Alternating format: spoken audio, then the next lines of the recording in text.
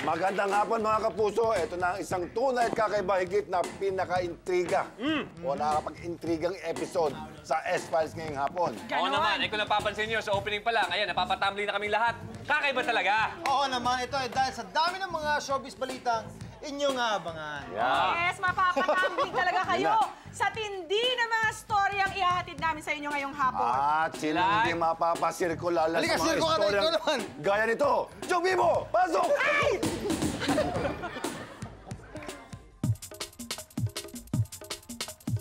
Paolo at Ciara, tumatambling ang mga puso dahil in love sa isa't isa. Tambalang Paolo Ballesteros at Ciara Soto basta sa pagpapatawa, pagpapakilig, hit na hit. Pero ano ito? Ang chismis, Paolo at Ciara in love sa isa't isa. Pero kahit nag-deny na, ang intriga sa kanila ay hindi pa rin humuhupa. At pati nga raw ang ex ni Ciara na si John Lloyd Cruz napapasirko sa selos at tuda.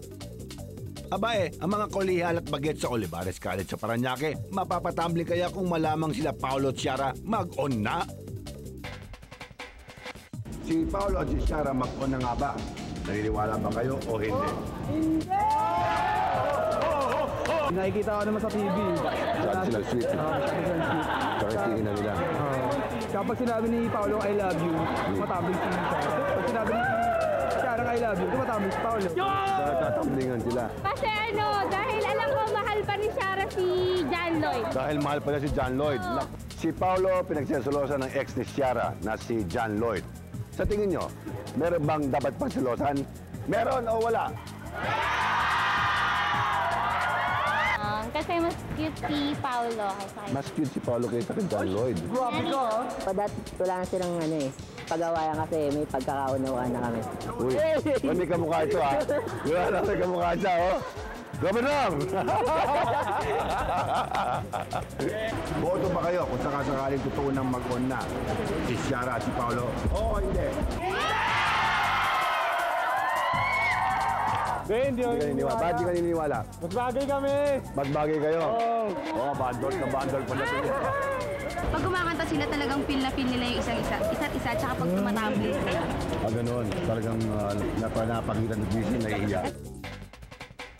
Hep, awat muna sa pagsisirko mga chong-chang. Ngayong hapon, Paolo at Ciara sasagot na. Totoo nga bang puso nila tumatambling dahil sa in love na sila sa isa't isa? Yahoo!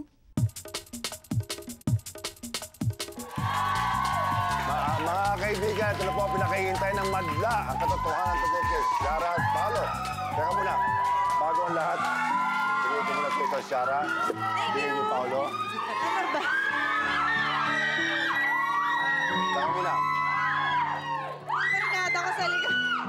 Ciara, bumati ka muna sa iyong mga fans. Hi sa lahat ng nandito, sa mga angels, sa mga Hollaback girls. Hi, girls. Paolo? And boys. Hello sa mga nandito. Oy, dami. Corimao, 1, 2, 3. Andiyan ko, Rimaw. Ayan. Teka muna. Ito medyo konting seryoso ang tanong, ha? Wala sana magagalit, pero ang totoo niyan, pag tumatumbling ba kayo, kasama ng pagtumbling niyo yung mga puso sa isa't isa? Totoo ba yan? Ha? Siguro. Napansin ko Hindi, kasi kanina, naman hindi kami tatumbling kung hindi naman namin feel, di ba? Tama nga naman. Tsaka Kita mo hindi nga. namin narinig yung magic words. Yun. Tingnan mo nga naman, ha? Ngayon pala nagtatumbling. Paano kung totoo na talagang mag-on? Baka naman dumadive na kayo sa building. Kapatay na kami. So, ano kayo ngayon? Best friends, etching, chenis. Ha? Hindi, basta kami, enjoy kami kasama. Magkasama. Ano ba naman makikita sa inyo ngayon? Ha? Gano'n kayo Puro ka-close? hay, ano. Ay, ako sobrang comfortable ako pag kasama ko si Paolo. Hindi talaga ako nahihiya kahit ano. Tsaka sobrang masaya. Ang saya, ang Ka kulit naman, namin. talaga naman dapat siya sumaya. Kaya ginaganyan ka niya. Ganun ka pa eh. Nakikita ko yun eh. Bakit ka masaya, Ciara? Masaya kasi, mabait siya. Gentleman, tapos very sensitive siya about my feelings. Ganun. Totoo ba yan, Tapos Paolo? gusto niya, pag kakain siya, sabay kami. Yes. Ikaw, bakit ka masaya, Paolo? Ayun, dahil kasi syempre si Ciara sobrang bukod sa maganda na anak. Hindi, sobrang humble. Sobrang humble. Parang, di ba? Taka muna, alam mo may nakasabihan ng mga third sex. Papalicious, sabi nila. Wow. Papalicious. Anong meron kay Paolo na nagustuhan mo? Bukod sa palong niya, palong, sa manok. Physically, mata, ilong, tenga, katawan, legs. Mata, siya ang Mata. bango niya palagi. Amazing. Amoy brut. Bango. Hindi, no? Ikaw, Paolo. Yan. Ikaw, Paolo. Ako, Physically. Yan. yung Ano? eyes. Yung eyes. Kaya. Bakit yung mata niya? Bakit? Kasi doon ko nakikita kung masaya siya or minsan masungit siya. Yun. Teka muna. Karamihan sa mga close friends, meron silang terms of endearment. Paano yung tawagan nyo? Meron tart, sweetheart, honey, baby. Anong tawag mo sa kanya? Madami, pero minsan honey. Honey? Sabi niya, papalitan na lang doon yung pangalan niya, Honey Balestero. Honey? Ikaw ang tawag mo, Paolo, kay ano? Siya. Di ba? Sabi mo. Honey rin? Wala. Pwedeng Shars, ganyan. Ganun. Shars. San na you? Dito Ano na yun? me. Dito me. Dito na me. San na you? Papunta you. Papunta me. Pero, isa pa. Pagka naglalakad ba kayo nag-holding hands kayo? Bakit? Pag magkasabay kayo? Oo. Parang nabulo na tubig. Gusto mo? Water. Dali Tubig. lang naglalag ako tubig sasabihin ko. Hindi. Minsan, pagpapunta kay Kimpi, Yan, kaya maraming tao. Yun. Kasi baka mawala siya. Pero, isang tanong, ano? Alam mo, ito pinakatanong na talaga ng mga tao. Kamusta si Tito Sen? Okay naman. Bakit? Masaya. Hindi ka ba niya tinatanong kung totoo nga ba ito? Ano man nangyayari si Paolo? May sinasabi ka ba tungkol kay Paolo? Sabi ko mabait. Sabi ni Mami, mukha naman mabait si Paolo. Sabi niya, sana kung ano daw yung nakikita niya sa TV, ganun din daw sa totoong buhay. Paolo, takot Totoo ka daw yun. kay Tito Sen? Takot ka siya, daw? tuwing prof yung daddy ko sa Bulagaan. Takot ka daw? Pawis na pawis siya. Tumitiklop ka daw lang parang napkin pag andyan si Tito Sen. Bakit? Wala. Parang, siyempre. Wala. Nakakatakot. Pero mabait naman si Tito Sen. talaga mabait talaga yon. Pero meron si Paolo na wala si... Sa'yo? Lloyd. Alam ko marami siyang wala sa akin. Si John. Anong pagkakaiba nila? Ito, may palong to. Si, wala. Ganun talagang diretso. Oh no, ang hirap naman nun. Anong lamang niya? Sige. Lamang niya? Si Paolo kay Lloyd. I think... Wala. Hindi ka makakawala. Hindi, si Paolo mas sensitive about my feelings. Uy. Must be something serious. Napansin ko, sensitive about your feelings. Kaya pala parehong bracelet niyo. Bakit? Bakit? Paki-explain. Bakit pareho ang bracelet niyo? Exchange gift yan. Ito bigay ko sa kanya. Ito bigay bigay niya So, sa akin. alam mo, napakaganda ang parehong bracelet kasi pag nagkasulian, hindi halata. Magkaiba ng kulay. Magkaiba ba? Ayun, yun. Balita ako nagsiselos pa daw si John. Hindi. I think nilagyan lang nila ng color yung pagtanong niya sa akin kung kami. Yun lang yun. Tapos sabi ko, parang pinaisip ako ni Ate Elisa ba yun? Sabi niya, baka nagselos kasi tumawag siya sa'yo. Sabi ko, baka, ewan ko. Ikaw, Pero hindi naman siya yata. Hindi ka ba tinanong ni Lloyd tungkol sa Di ba may message ka sa kanya? May message ka sa kanya, di ba? Hindi naman. Bawat hindi ka umpisa ng kanta, merong katapusan. Bawat katapusan ng kanta, merong ekspresyon kung paano magiging magkaibigan sa pagitan ng isang halik. Di ba? Normal yun Okay. Kiss kita. Normal. Kiss tayo. Huwag ako! Huwag ako! Paolo, Si Pia. do the move. Pia. I'll kiss you. Do the moves, Paolo. Paano na Tito Sen? Lagot ako. Hindi, nag-golf. Good. Do the moves. Marami.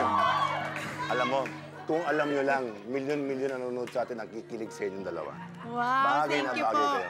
Nagpapasalamat po kami sa lahat ng fans namin na araw-araw nasa Thank you. Itbulaga. At saka yung mga nagte-text, nagpapadala ng sulat. Thank you so much. Mga kaibigan, ang sarap maging bata. Kung maaari lang ibalik ang nakaraan, naku, hindi na po ako aalis doon. Kaya sa tambalang tamblingan, Shara, Paolo, yan na po. Thank you very much. Grabe na to! 7 days a week na ang ligawan ni Shara at ni Paolo. More power to you guys, Siapaw! At kung naaliw at kinilig kayo ng husto dito kay Shara at kay Paolo, yun po yung shortcut nun, Siapaw. Nako, wala pa yun. Wala pa yun. Umpisa pa lang po yan dahil eto pa mga showbiz balitang hindi basta masasapawan ng kahit anong intriga lang. Panoorin niyo po to. Mga paniniwalang ipaglalaban, mga reklamong walang katatakutan, buong katotohanan, ilalantad lahat, walang uurungan. Bernard Palangka ay didemanda, pagmumura at pananakot, gamit ang baril sa isang mag-asawa, sa korte na ba mapupunta? Sabi niya, what's your problem? Sabi niya ganyan. Tapos yun, bumunot siya ng baril. Jordan Herrera, hinahabol ang dating asawa. Pagbigay sustento sa anak ni Jordan, tuluyan na raw niyang tinalikuran. Isa na nga pa siyang pabayang ama. Init ng mga intriga, mapapantayan ba ang apoy ng pag-ibig ng ngayon umusbong? Marvin Agustin, bigla ang umatras sa Extra Challenge. Kalagitnaan ng taping, nag-pull out umano si Marvin ng guesting niya sa Extra Challenge. Ang dahilan daw, may humadlang sa muli nilang pagsasama sa dating kalab team na si Jolina. Pero ang balita, si Jolina masayang-masaya nang makapiling ang boyfriend niya. Ang lalaking nagbibigay ningning sa mga mata ni Jolina, kilalanin siyang mabuti mamaya. Pag-ibig na nagbibigay saya kay Jolina, kay Nancy Castiglione naman, dahilan daw ng pag-usbong ng mga negatibong issue tungkol sa kanya. Sa biglang pagkawala ni Nancy sa bansa, lumabas ang isyong nabuntis daw siya at totoo bang nagpalaglag sa Canada. Sa pagkakataong ito, Nancy may aaminin na ba? Totoo bang tinalikuran niya ang pagkakataong maging ina? Diana Zubiri, tinalikuran ng ama. Sa kabila ng kanyang pagmamagandang loob sa ama, ang naging kapalit pa rin ay ang pagbabanta nito sa kanya. Manaig kaya ang tibay ng loob ni Diana para humarap sa darating na mga pagsubok. Iba't ibang karanasan, halo-halong damdamin, kahit ikaw, pinagdadaanan mo rin. Mga kwentong dapat niyong abangan.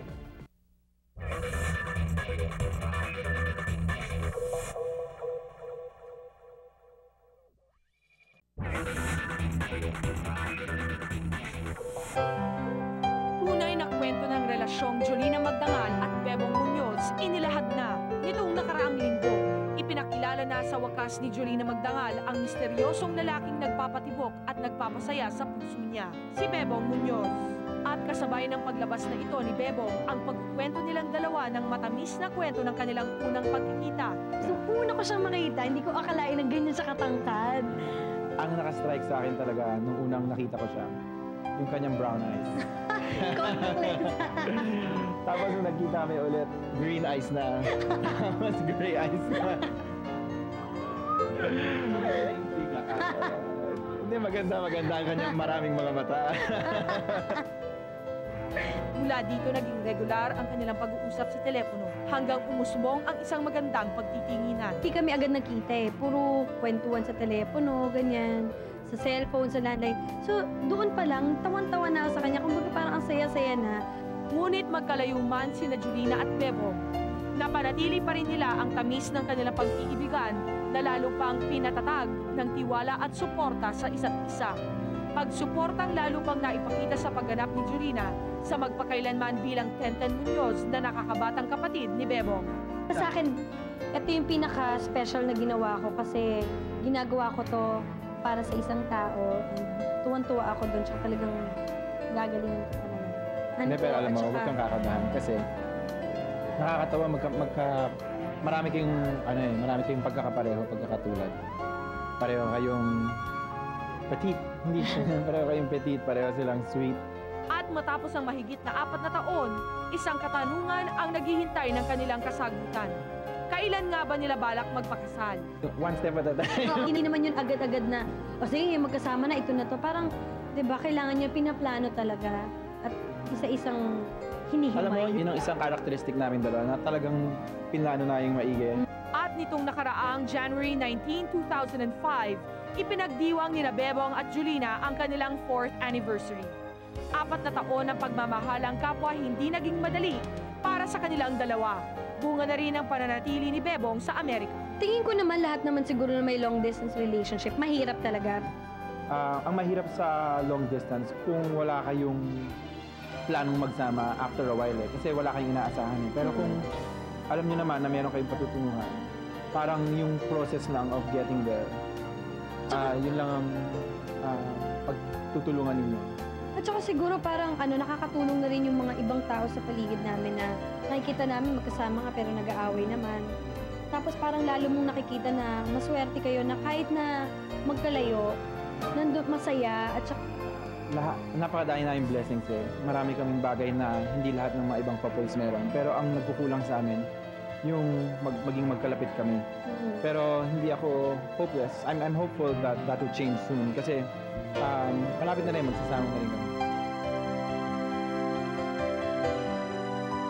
How do you remember, unang kinilig ang sambayanan dyan kay Bebong nung phone patch natin dito sa S-Files for the very first time. Dito yun. At nakilala ng mga kapuso natin, talagang lahat sila, hindi pa nila nakita si Bebong Lalo na ngayon.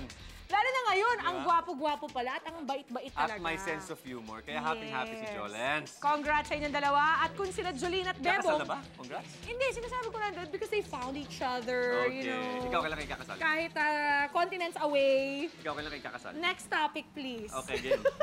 Kung sila Bebong at Jolene talagang marami ang kumbinsidong true love na nilang isa't isa, Paolo, at wala nang kumokontra. Ang baliktambala naman ni na Jolina at Marvin Agustin, marami daw ang humahadlang, Pao. Bakit nga ba nag-back out si Marvin sa pakikipagpareha kay Jolens sa Extra Challenge? Alam ko, Paolo, alam mo ang buong kwento.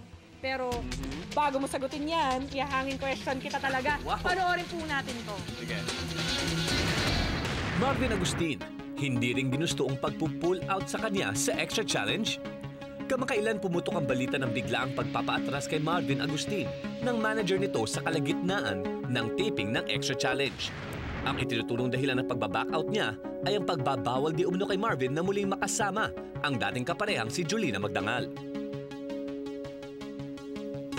Kasi nung sinabi ni Kuya Pao na kaya ipa-pull out dahil hindi pwedeng isama sa akin, biglang malaking question mark. Bakit? Diba? Sana kung gusto talaga nilang i-pull out or meron silang rule ay hindi ako pwedeng isama sa kanya.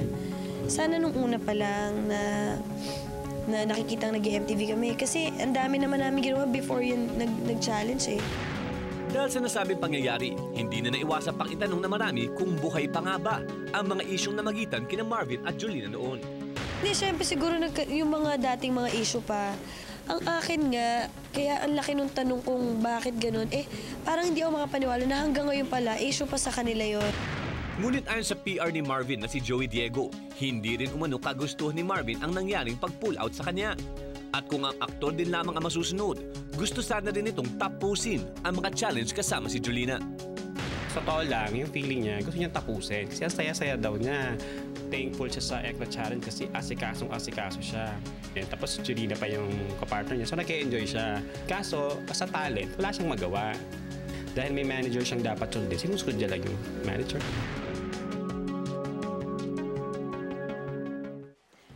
Yun. So, Paolo, meron na ba silang na-shoot na dalawa? Silang dalawa ni Marvin? Okay, nung pinull out or pinapull out si Marvin, siguro mga 3 challenges na sila. So this was well into, after lunch na, mga 2 p.m. yata yun. Okay. And then, ano ang binigay nilang rason sa'yo? What was the official statement of yung official statement Marvin was, and Company? Hindi daw sila na-abisuhan na si Jolina makakapartner niya.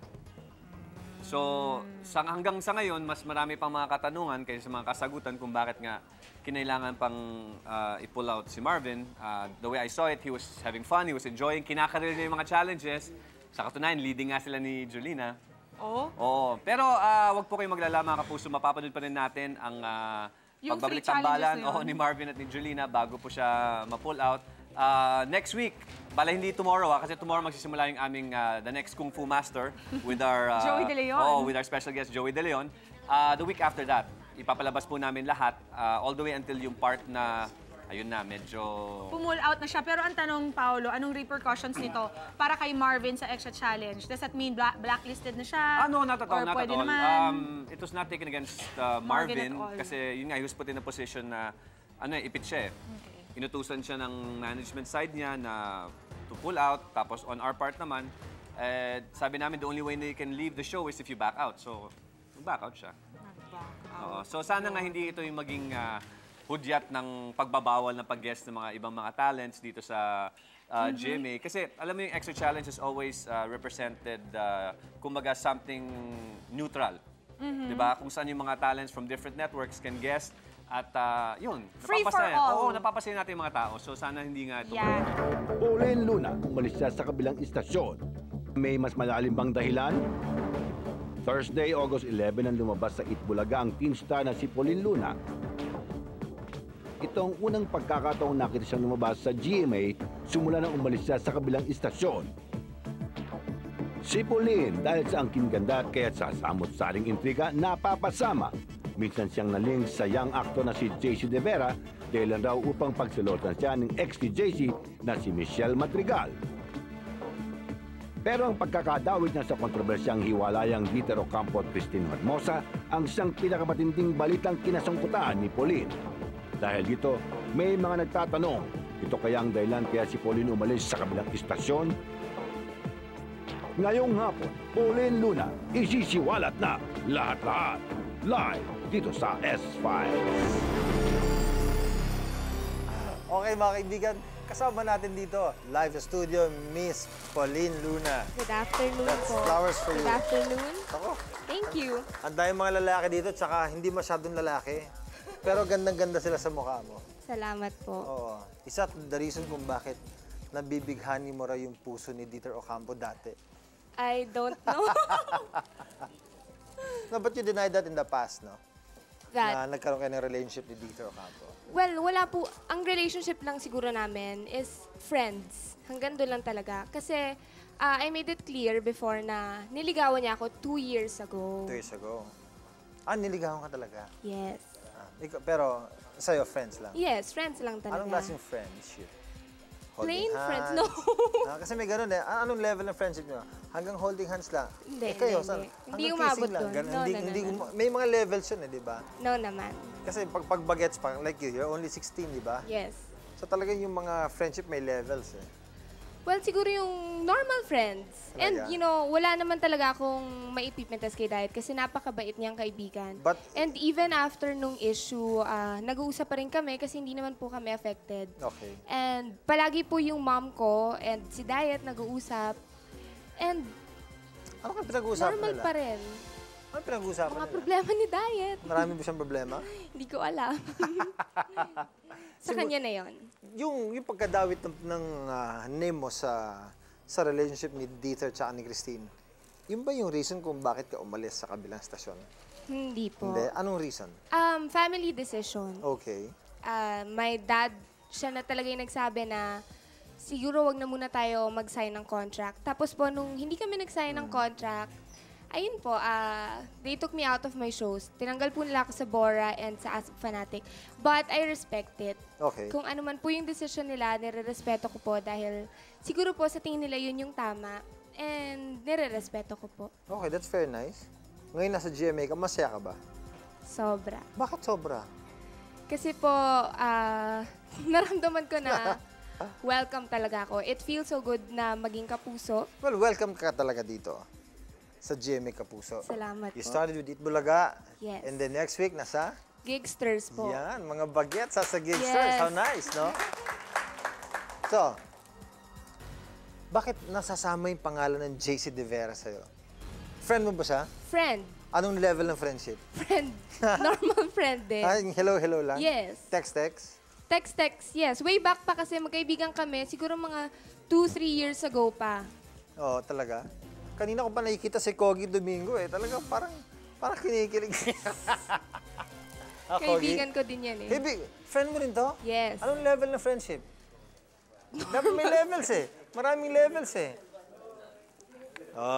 Mamaya pa mga kaibigan, makakasama na dito si Kogi Domingo. No? Ano? Nagbabantay ka? Nagbabantay ka? Hindi. Okay. So, invite your friends to watch Bulaga and Yes, The please. Gigsters. Tsaka po, sa mga fans ko po before, sana po supportahan niyo pa rin po ako dahil ngayon po, officially, kapuso na ako. Sana po, manood po kayo ng Eat Bulaga every day and SOP Gigsters every Sunday. Yan, okay. Welcome sa GMA Thank you. Kapuso. Ganda, no, mga kaibigan, no? Yung face talagang very refreshing.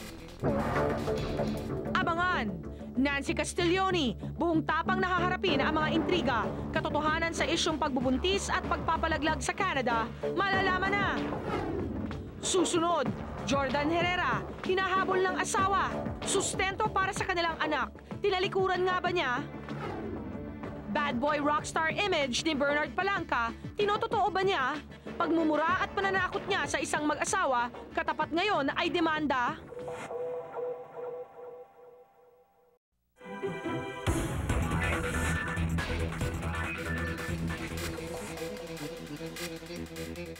Mga kaibigan, isang babae na ngalan Jennifer Galvez ang tumawag sa GMA7 upang iparating ang reklamong idinulog na rin sa Makati Police Station. Ito'y tungkol sa di umano'y pagmumura at pananakot ni Bernard Palanca kay Jennifer at sa asawa nito.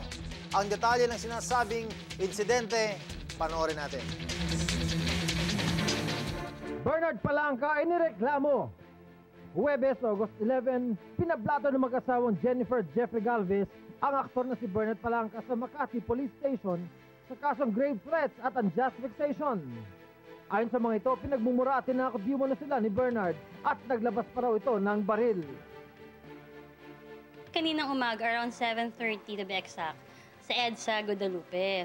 Ako, yung husband ko, yung father ko, tsaka yung karpintero namin, pupunta kami QC. Tapos may nagwangwang sa likod namin, akala namin escort.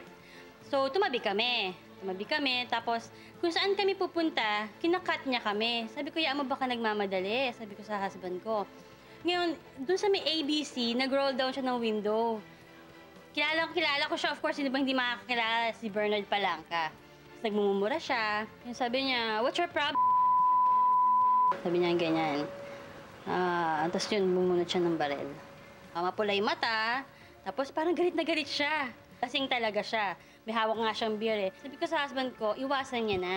So iniiwasan namin. Actually, yung takbo namin, 20 na nga lang eh. Sobrang bagal na ng takbo namin. Sabi ko, iwasan mo na siya. So umiiwas kami. Pag umiiwas naman kami, so inaano niya yung sasakyan niya, so hindi kami maka-overtake sa kanya. Ayoko rin mag-overtake, baka habulin naman kami. Kami na nga yung umiiwas sa kanya para wala nang dahil kasakay ko nga yung father ko. Iniiwasan na namin talaga siya, pero ayaw niyang tumigil. Ang nasabing insidente, hindi raw makakalimutan ng mag-asawang Galvez. Isang karanasang nag-udyo sa kanila para magsampa ng reklamo. Grabe talaga yung nangyari kanina. Sobra talaga. Hindi porket artista ka o mataas ka sa amin, gagayanin naman na kami, di ba? Wag naman ganun. Sinikap po ng S-Files na kunin ang pahayag ni Bernard Palanca pero hanggang ngayon, o sa sandaling ito, ay nananatili po siyang tahimik. Bukas po ang S-Files sa anumang paglilinaw ni Bernard tungkol sa isyong ito. Madali nga ba para sa isang ama ang talikurang responsibilidad para sa kanyang anak? Medyo mahirap yan. Usapang child support ang pagitan o sa pagitan nila Jordan Herrera at ang asawa niya. Hindi na nga ba maareglo at diretso na nga ba sa demanda? Mamaya po yan.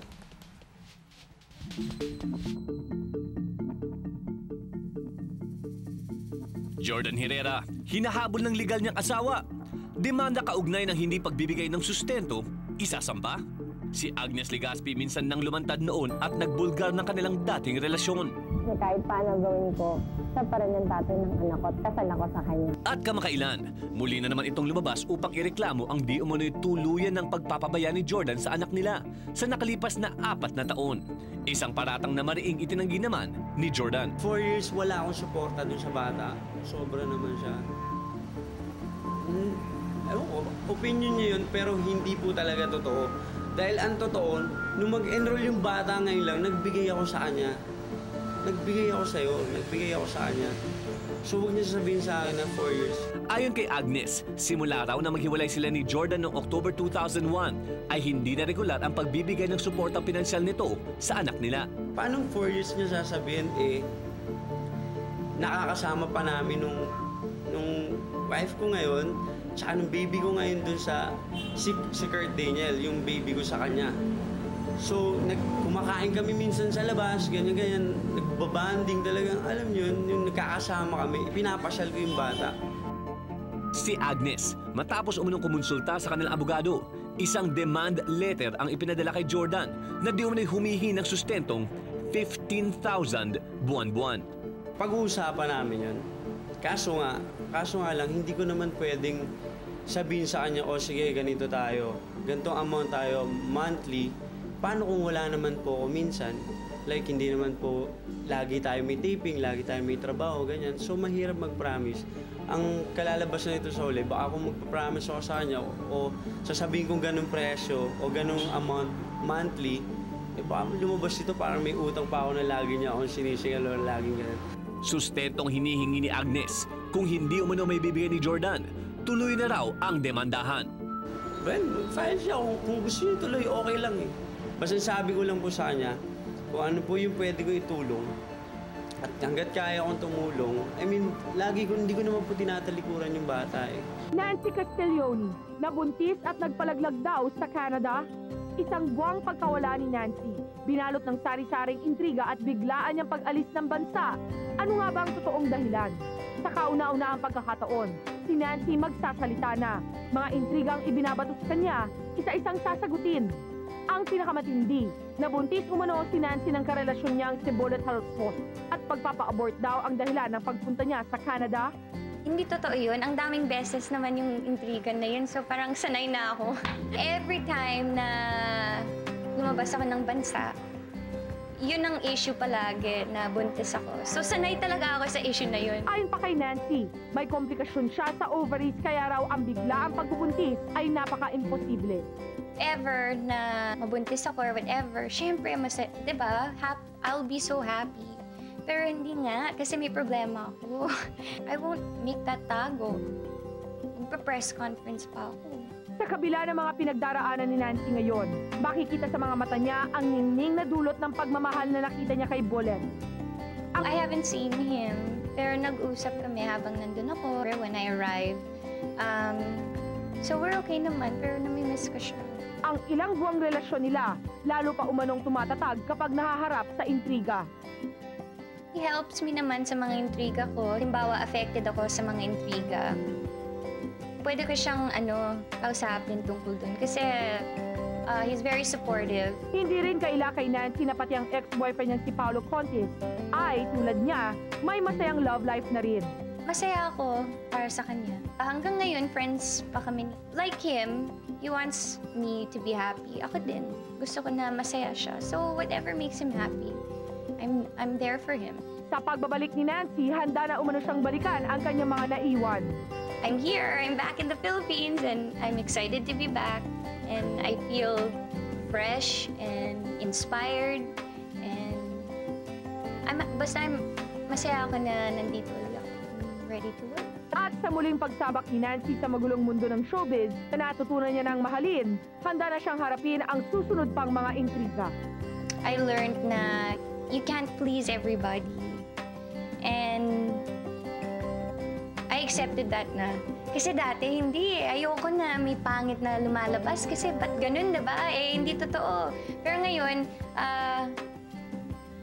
hindi ako affected. There's only one person na dapat, diba, who you should be making happy, and that's the Lord. So that's all I'm focusing on, and it helps me. Mga kaibigan, si Terry Honor magsasampa nga ba ng kaso laban sa networking company na nanloko raw sa kanya. Si Terry matapos umano mag-invest ng 1.2 million pesos na hindi man lang lumago at naibalik, ay isa pang binaliktad at pinagbintangan daw na nangikil sa nasabing kumpanya. Una, hindi daw ako investor. Tapos, sumugod daw ako doon at nangingikil daw ako. Ang pinunta ko doon, gusto ko lang makuha, mabawi ang perang pinaghirapan ko na ininvest ko sa kanila. Ba't ako mangingikil? Kumpleto ako sa lahat ng dokumento, lahat yan, na ako isang investor. Siyempre, kailangan daanin natin sa legal na paraan. Bali, nagkausap na kami ng aking legal counsel, si Attorney Raymond Fortun. Huwag muna ako magsalita kung ano yung plano namin. Ay, kay Terry, huwag ka mag-alala. Babalik din sa'yo yan dahil ikaw ay isang mabuting tao. Sa mga friends ko nga pala, mag-text kayo, nag-crash yung cellphone ko. Okay, sa pelikulang Great Raid, si Cesar Montano gumanap bilang Major Pahota. Pero sa tunay na buhay, asawa raw ni Major Pahota, may hinaing sa producer ng pelikula. Ano kaya to? Ang pinaka-complain ko dyan, yung huwag na yung ginamit yung asalan ng asawa ko. Ang asawa ko patay na eh. Kinakaladkad nila, hindi balik. Kung meron siya abiso sa akin, okay lang, bibigyan ko ng permiso, hindi ko abulin. Eh, bakit pagagamit ko? Wala naman nang binibigay sa amin, miskin na ano. Wala nga kami nakakausap eh. Ang aming rats sinahabol namin. Itong kumuha na ako ng abogado nga, hindi naman naasikaso siguro. Hindi pa nga kami nagpapay, hinihingi kami ng 150,000 eh. Buti kung mayaman yung mga anak. Eh, kawawa naman kami. Natapakan na kami. Vicky Bello handa na raw iurong ang demanda kay Rosano Roses kung hingi siya ng tawad kay Lolit Solis. Pero si Manay Lolit naman kaya kaya niyang patawarin si Osang pag sinunod niya ang payo ni Vicky Bello. Alamin po natin yan mamaya. O ngayon, mismo kay Manay Lolit, Jumibo, ikot! Ayoko. Nagsabi na ako ng patapos. Ganun lang yung lagi katwiran ko eh. Pagka nakipag-awit ka, tuloy-tuloy. Wala na yung balik-balik. Masabi ni Vicky yung nasa loob niya, malaman niya. Basta ang maligaya lang ako, tuloy pa rin ang kaso. At napatunayan ko kung gaano talaga katibay si Vicky at kaloyal as a friend. Kay Vicky, ngayon ko napatunayan na isa kang taong may isang salita. Hero Angeles, naka-freeze ang career. Si Tito Alfie Lorenzo, kahit hindi niya manager, ipinagtanggol siya. Panoorin niyo po ito. Bakit ang nagsasalita? Kasi lumapit sa akin sila, humingi ng tulong. Ang alam ko hanggang 207 yata yung ano niya. Ang tagal pa. Kaya lang pinagtataka ko kung bakit pinifreeze siya. Tsaka yung dami nilang nabawal na magsalita yung bawal mag-guessing dyan. Ngayon, si Henry, nilapitan nila yung attorney ko, si Attorney Lindahan. Sabi naman ng attorney, mayroon naman daw butas dun sa contract nila na wala namang specific na sinasabi na mga bawal. Di ba unfair naman eh. Lalo na kung wala silang ibibigay na project para kay Hero, kawawa naman yung bata kung gugutumin yan. Di kaya konsensya nila yon. Kasi yung na-experience nila, na-experience ko rin for Judy Ann. Kaya lang, matapang ako. Kaya ako fully armed ako. Magtiyaga ka lang, total laban mo yan, tuloy-tuloy mo na. Diana Zubiri, ginugulo ng ama ng dahil sa pera. Ang kwento sa likod nito, ikaantig ng puso mo.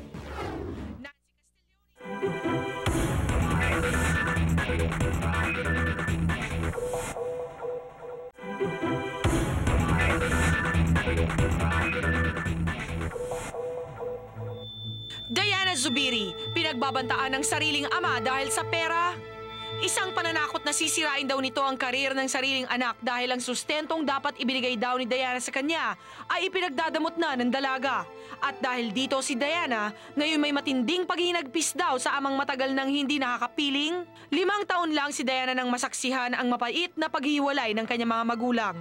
Sa murang edad na ito, nagsimula ang masalimuot na karanasan ni Diana bunsod ng pag-abandona sa kanila ng kanyang ama. Taong 2002 nang pasukin ni Diana ang showbiz sa kagustuhang matulungan ng pamilya, dito nagsimula ang di umano'y paglaki ng lamat sa relasyon ni Diana sa kanyang ama, si Rolando Garcia. February 2003 nang pumutok ang balitang pagwawala raw ng ama ni Diana nang minsang dalawin siya nito sa set ng Eat Bulaga at di umano'y humingi ng pera. Pasakay na kami ng sasakyan, tapos pinasakay namin.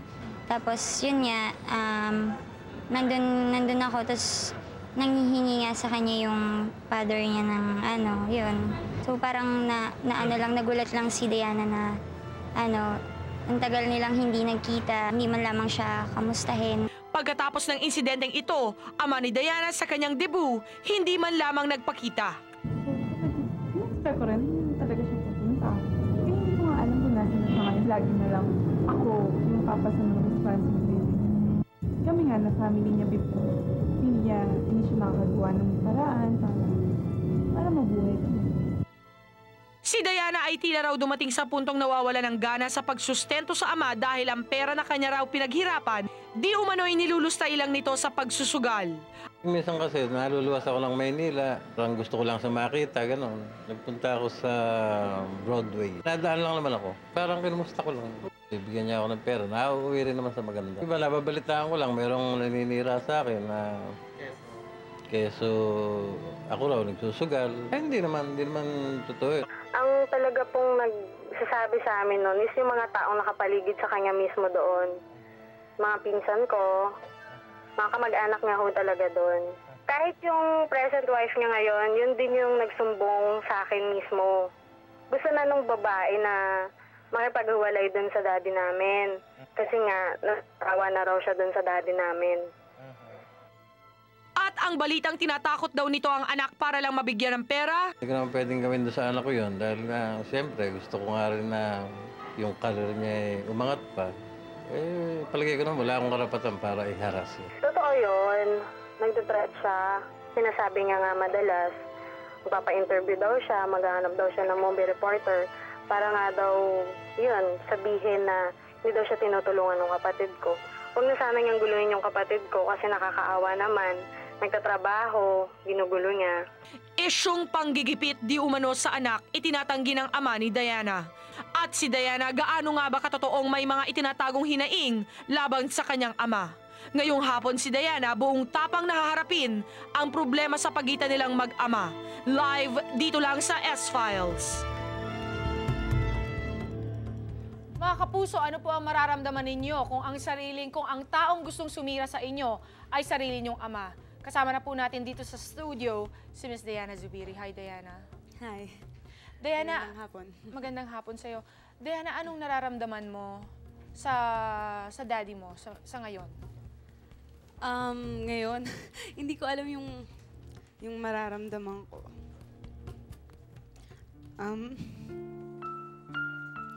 Sabi ko, hindi ako iiyak. Kanina, bago ako pumunta dito, iniisip ko yung mga sasabihin ko. Actually, hindi ko alam kung ano talaga yung nararamdaman ko. Tumatawa ako. Pero mabigat yung pakiramdam ko. Siyempre, parang sakit. Bakit ka nagdesisyong magsalita ngayon tungkol sa kanya? Siyempre, para matapos na tong issue na to. Kasi matagal na to eh. Nakakapagod. Napaulit-ulit na nangyayari sa akin.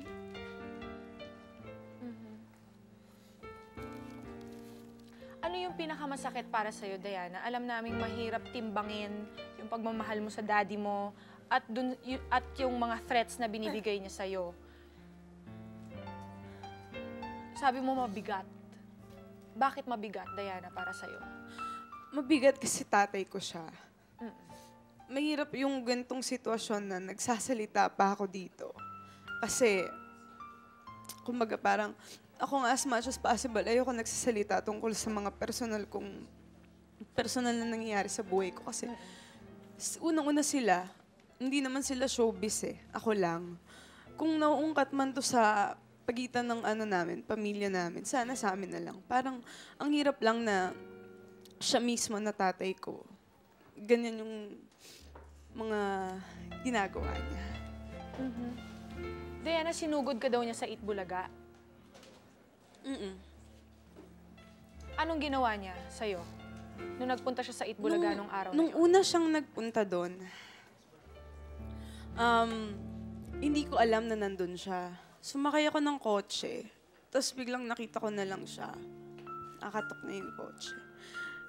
Siyempre, pinapasok ko siya sa kotse, tapos yun nga, parang gusto niya ngang humingi ng tulong. Pero bago nangyari yun, kakabigay ko lang sa kanya. Mga 1 week after. Tapos yun, sabi ko nagulat ako bakit ito na naman, ang bilis naman. Isang linggo lang, nandyan na naman. Tapos parang sinabi niya may sakit daw yung anak niya, kailangan pang ospital.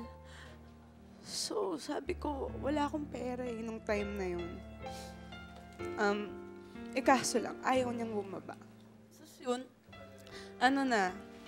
napilitan din ako magbigay sa kanya. Yung mismong allowance ko, binigay ko na.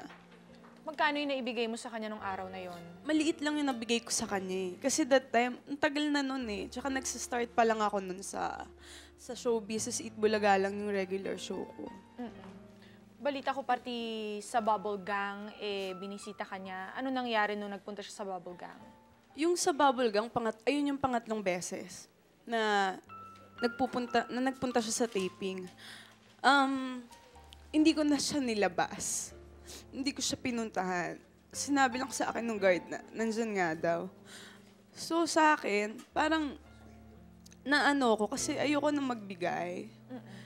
Bakit mo naisip na ayaw mo na magbigay sa kanya? Kasi nga, nababalitaan namin na yung binibigay ko, hindi rin naman napupunta sa maganda. Yung mga reasons na binibigay niya sa akin na kailangan niya daw kasi, hindi naman totoo. Kaya syempre, hindi naman siya nagdadamot ako sa kanya. Parang, ang nangyari lang kasi, laging pinangsusugal daw. Kasi, nung bata pa ako, ganun na siya eh. So, syempre, maniniwala ako na ginagawa niya pa rin hanggang ngayon. Di ba ano kanya binabantaan? Sabi niya, pahihirapan ka niya or sisirain niya yung karir mo? Tama ba yon? Sinabi ba niya talaga sa'yo yon? Na pag hindi mo siya tinulungan, sisirain niya yung karir? Actually, sinabi niya yun sa text. Sa text lang naman talaga lahat. Yung nagte-text siya dun sa sister ko, dun niya tinitext lahat ng gusto niyang sabihin, kung hihingi siya, kung ano man. Yun sinabi niya talaga. Di, naging anong klaseng ama siya sa'yo? Wala. Naging mabuting ama ba siya sa'yo? Yung mga naalala ko lang dati nung bata pa ako. Lagi na lang sila nag-aaway ng mami ko dahil nga kasi yung negosyo namin dati parang nabankrupt kami dahil sa pagsusugal niya. So, syempre, yung mga memories ko sa kanya, parang lahat pangit. Walang masaya. Di, anong nararamdaman ng nanay mo sa mga pangyayari tungkol sa iyong ama? Hindi ko alam. Bago ako nagdesisyon na magpa-interview kasi una parang nagdadalawang isip ako kasi nga ayoko nang ilabas to. Parang nagkasagutan kami sa text. Kasi sabi niya wag ko na daw gawin. Tapos sabi ko para matapos na rin. Lalabas ako, magsasalita ako para hindi niya naisipin na yung tatay ko kung kaya niyang gawin to. Sige, magsasalita ako. Sasagutin ko lahat kung anong gusto niya. Tapos yung mami ko, hindi ko alam. Hindi na kami nag-usap after nung text. Ang alam ko, nanonood sila ngayon eh. Sabi ng ate ko, parang okay na daw, mami ko. Kasi sabi ko sa ate ko, siya na lang mag-explain. Kasi nahihirapan ako explain sa mami ko bawat detalye. Kasi hindi niya naman maintindihan kung ano yung side ng showbiz eh. Kung paano ko i-explain sa kanya kung bakit kailangan ko lumabas at magpa-interview dito. Paano mo tinutulungan yung sarili mo na i-accept yung mga pangyayari with your dad? Hindi ko alam. What do you tell yourself para lang to get through it? Kasi kapag pinag-uusapan namin, parang hindi ko naman masyadong dinidibdib eh. Pero syempre, sa sarili ko, ako nararamdaman ko naman na naapektado ako. Pero hindi ko rin matanggap. Kumbaga, ayoko na isipin. As in, ayoko nang isipin para hindi ako maapektuhan. Kasi araw-araw yung trabaho ko eh. Ayokong maapektuhan yung trabaho ko. Kumbaga, parang tama na, hindi ko na lang iisipin. Kung may magtanong, sagutin ko, pero hindi ko i-detalye para lang matapos na. Di paano mo sana gustong matapos tong problemang to with your dad?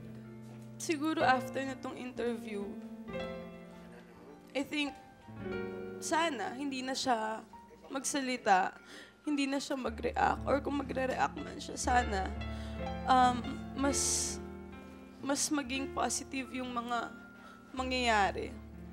How positive? In what way? Sana matapos na. Sana hindi na siya magbanta. Or sana hindi niya na maisip man lang yun na gawin sa akin. Ikaw, Di, sa sarili mo, tingin mo ba naging mabuting anak ka sa kanya? Sa tingin ko naman, nagawa ko yung part ko kahit papaano.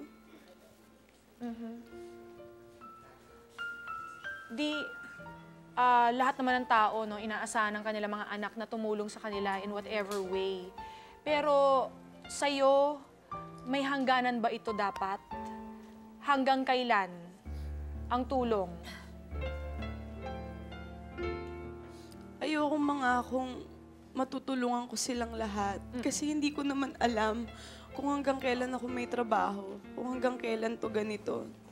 Lahat naman sila, pamilya ko, tinutulungan ko.